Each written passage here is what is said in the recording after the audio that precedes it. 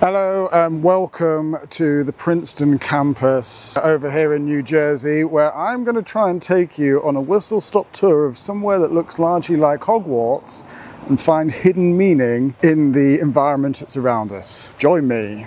First thing I want to actually do is show you Robertson Hall that's over here, which is a rather unique looking building in a campus that otherwise looks like a bunch of castles and large churches. And what they managed to do here is figure out a way of getting something that looks and operates in a completely unique way in terms of architecture to fit into a campus that otherwise is just old stuff. And you know, one of the things that we can take away from doing stuff like that is in an environment where these days everything is segmented. There's an awful lot of like microservices architecture versus monolithic environments, independent cloud-based components that split stuff up, distribute things all over the shop, is finding out a way to make them fit into the environment that you need to work and operate in so that they can work as effectively as possible. Show you another one, JRR over here. Again, used to be crazy old buildings and they filled in the middle, and now inside it's like super modern. And like, you know, an awful lot of the software and infrastructure environments that we work in can be compared to architecture like this, where we end up in a scenario where we've got lots of old stuff but with all these new components in between. And in a bit I'm going to talk about technical debt and how that applies to stuff like that. So I told you I was going to make this work with the environment that's around me. Technical debt. Every like block that you walk down in this university, something is being built, tweaked, changed. There's more buildings going on over there. It's all over the place. There's so much like construction.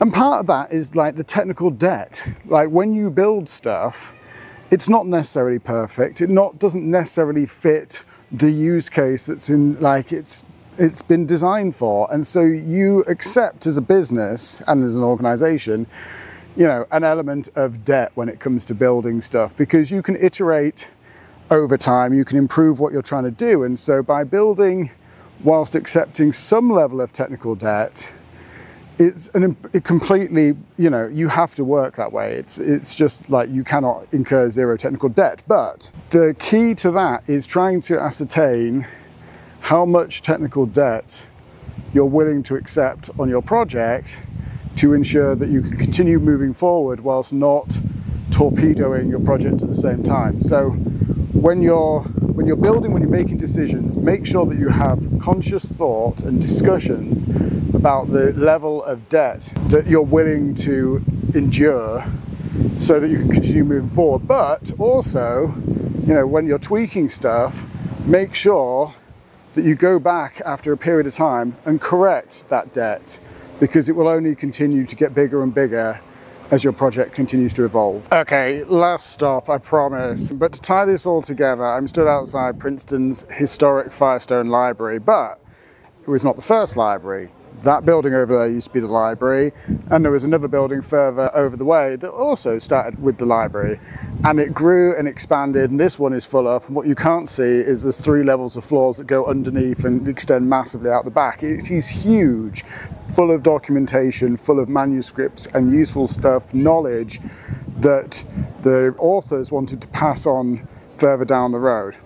What ends up happening with all technical projects, almost universally, is that not enough time gets allocated to documentation writing and knowledge transfer for other team members or the end users. And especially in the open source world, for example, finding documentation that is adequate standard for outsiders to come and use is often a hard ask. So when you're building out projects, I'm not talking about open source stuff, I'm talking about internally in business, make sure that you add enough time, add enough to your time schedule to allow for documentation, decent pull requests and code reviews, so that you, your team and the end users all get a fair crack at using software that you've worked so hard to write. You know, so whilst it may be the boring stuff that's wrapped around the outside, it is key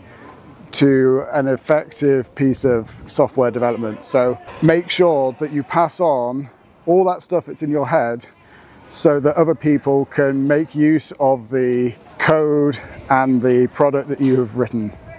There you go. I told you, a whistle-stop tour of the amazing Princeton campus with some interesting attempts at life goals and business software development tips and tricks built into it. I don't know if it was useful. I hope so. I'll be back again very soon. Thank you very much for watching. Goodbye for now.